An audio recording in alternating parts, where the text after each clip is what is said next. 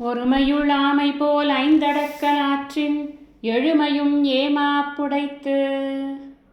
இந்த ஐம்பொறிகளையும் ஆமை எப்படி ஆபத்து காலத்தில் தன்னுடைய கூட்டுக்குள் தன்னுடைய 4 கால்கள் தலை எல்லாத்தையும் அடக்கி கொள்கிறதோ அதுபோல் இந்த 5 பொறிகளையும் ஒருவன் அடக்கி ஆண்டான் அப்படின்னு சொன்னால் அவனுடைய 7 பிறவிகளுக்கும் அவன் அடுத்தடுத்து எழக்கூடிய பிறவிகளுக்கும் அது அவனுக்கு பயனை கொடுக்கும்.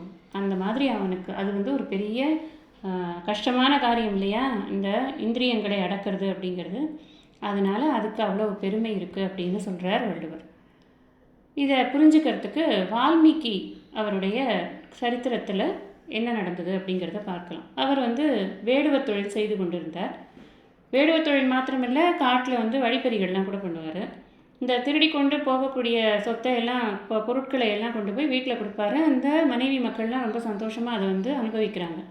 ஒரு சமயம் இவர் நாரத முனிவர் அவரை பார்க்கிறார். அப்போ அவர்கிட்ட சொல்கிறார், ஏன்பா இந்த மாதிரி கெட்ட தொழிலெலாம் பண்ணுற? நீ பண்ணுற தொழில்னால் வரக்கூடிய இந்த பாபமானது உன்னுடைய குடும்பம் ஏற்றுக்குமா? நீ இதனால் கொண்டு போகிற பொருள்லாம் ஏற்றுக்கிறதே பாவத்தை ஏற்றுக்குமா? போய் கேட்டுட்டு வா அப்படின்னு சொல்லி அனுப்புகிறார்.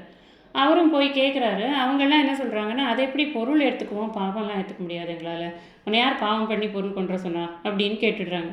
அப்போ தான் இவருக்கு புரியுறது, நாம் இவங்களுக்காக இந்த வேலையெல்லாம் செஞ்சோம் அப்படின்னு நாம் நினச்சி கொண்டிருக்கோமே, இது தப்பு அப்படின்ட்டு. அப்புறம் அவர்கிட்ட சரணாகதி பண்ணுறார்.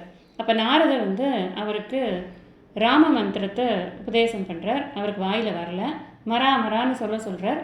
அது ராமன் அப்படின்னு ஆகி அவர் அதையே சொல்லி கொண்டு இருக்கிறார். ஒரு இடத்துல அமர்ந்து அந்த இடத்த விட்டு நகராமல் அவர் பாட்டுக்கு ராம மந்திரத்தை சொல்லிக்கொண்டே இருக்கிறார். ராம மந்திரமானது அவருடைய பாவங்களை எல்லாம் நீக்கி அவருக்கு நல்ல ஞானத்தை கொடுக்கக்கூடியதாக அது ஆகிக்கொண்டே வருகிறது. இந்த ப்ராசஸில் அவர் உலக பிரஜையே அவருக்கு இல்லை சுத்தமாக. அவருக்கு வெளியில் அவர் மேலே எறும்பு ஊறுறது கூட தெரியாது. எறும்பெல்லாம் என்ன பண்ணிட்டு அப்படின்னா அவரை சுற்றி ஒரு புத்து கட்டி ஒரு புத்தாக அவர் ஆகிவிட்டார். அதுதான் அவர் வன்மீகம் அப்படிங்கிறது அந்த புத்து. அதுதான் வால்மீகி அப்படின்னு அவர் அதுலேருந்து வெளியில் வந்ததுக்கப்புறம் அவருக்கு அந்த பெயர் அவருக்கு சூட்டப்பட்டது அப்படின்னு சொல்கிறாங்க. அவர் அந்த 5 அடக்கல் ஆற்றின் அப்படிங்கிற அந்த விஷயம் இருக்கு இல்லையா, அவர் பொறிகளை அடக்கி கொண்டு அவர் அந்த ஜபத்தை பண்ணிக்கொண்டே இருந்தார். தொடர்ந்து ராம தியானத்திலேயே இருந்தார். அப்படிங்கிறதுனால தான் 7 பிறவிதோறும் இல்லை, இன்னும் எத்தனை பிறவி வந்தாலும் அவர் பேரை நம்ம சொல்லிக்கொண்டே இருப்போம். காரணம் என்ன? அவருக்கு அந்த ஆதிகவி அப்படிங்கிற பட்டமும் அந்த ராமாயணத்தை எழுதக்கூடிய ஒரு அரிய வாய்ப்பும் அவருக்கு அனுகிரகமும் கிடைத்தது அப்படின்னு நம்ம பார்க்குறோம்.